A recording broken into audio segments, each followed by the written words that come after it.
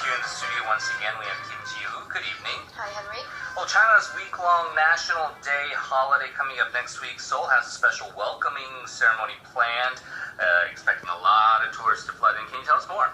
Yes, it looks like Seoul has decided to make sure that these tourists get a warm reception. The official China's national holiday is on October 1st, and the event starts from September 30th to 7th of October with an opening ceremony that will feature Hallyu celebrities like Twice and Super Junior.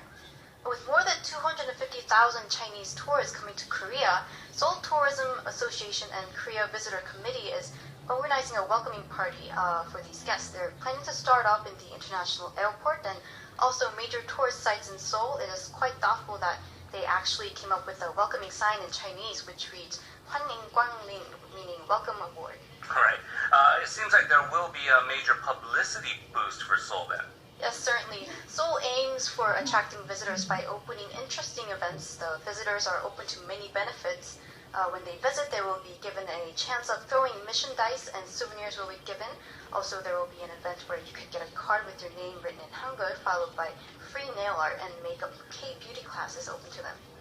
And also, with these programs, the area will be provided with free Wi-Fi zones in Hongdae and Myeongdong Center especially. There will be VR service, aka virtual reality trials in major restaurants of Seoul, beauty pass promotions, and Seoul tourist IT services for all these guests. Right, definitely goes to show and really signifies the importance of Chinese tourism. You want to welcome these guests, and obviously it's very important as well to the economy, including here in Seoul. Well, speaking of that, for our second story too, we got a lot of foreigners, not just visiting, but living in Korea. And Seoul is now going to be opening this Han River Tourism Guide Center. They're going to be having translators on standby. Could you tell us more?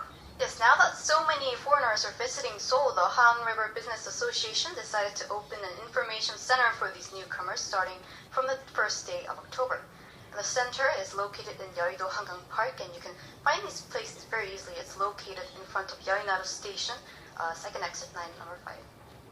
Now, the aim of this information center is to provide services for foreigners who have difficulties visiting various attractions around the city. There will be English and Chinese counselors who help them guide through the Han River and its various sightseeing spots and any special events that tourists might miss out on. Yeah, and it's really important because oftentimes we have these signs that are bilingual and you can usually try to find your way, but if you have a bad sense of direction like myself, it would be helpful to get somebody who can speak your language and give you sort of that guide, especially with the Han River and all the great attractions it has to offer, so definitely a good plan there. Last but not least, too, Seoul is holding an intangible cultural heritage festival, and just like the name implies, it is to celebrate the country's rich traditions in these various forms of art. More details, please. Sure, Henry. Seoul is hosting its Intangible Cultural Heritage Festival. It's on October 1st to 3rd. During this event, you can experience Korea's historical culture. You can watch Gyoji Sanpo performance, Bakcheonji games, Samulnori, and Pansori, and all of which only this event provides for these visitors who wish to enjoy a little taste of Korean culture. Now, the special event about this event is that a Korean traditional poem, which is designated as Intangible Cultural Asset number 47, it will be displayed. And also, there will be Ajeng Sanjo Halyangmu performances, all provided by this upcoming event. All right, so very diverse array of performances and exhibitions out of here. It certainly does sound like a lot of fun, especially if you haven't been exposed to a lot of these aspects of Korean culture. Generally, how is the public responding to all of this? Well, the General of Culture Headquarters, Ko Hong-seok, commented that this Intangible Cultural Heritage Festival will be an excellent opportunity, of course, where people can enjoy and experience Korean intangible culture that you can't really see elsewhere. So he's expecting that it will be an unforgettable moment for visitors. Yeah, and you mentioned the Chinese visitors coming for National Day. You have a lot of foreigners who reside here, a lot of tourists to visit. But even for Koreans who often in the modern bustle of daily life, Yes. you don't really get a lot of exposure to some of these traditional arts. And so it's a good chance to really get involved with that.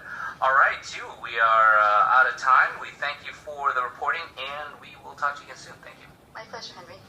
What we're going to do is take a short break. We're going to come back in part 2 of the program We have an interview coming up, and it's another health concern. We've talked about antibiotics and maybe the overprescription of it by doctors, especially here in the country where some people say the excessive prescriptions of antibiotics can lead to antibiotic resistance, which in the long run, as you become an adult, can lead to more serious health risks, including the inability to ward off diseases, bacterial infections. We're going to be talking about something else. Antibiotics found in food sources, including livestock. It is an alarming development. We're going to get some very timely analysis on that, as well as our daily check of sports. We'll be back right after this short station break. Stay tuned. You're listening to Primetime.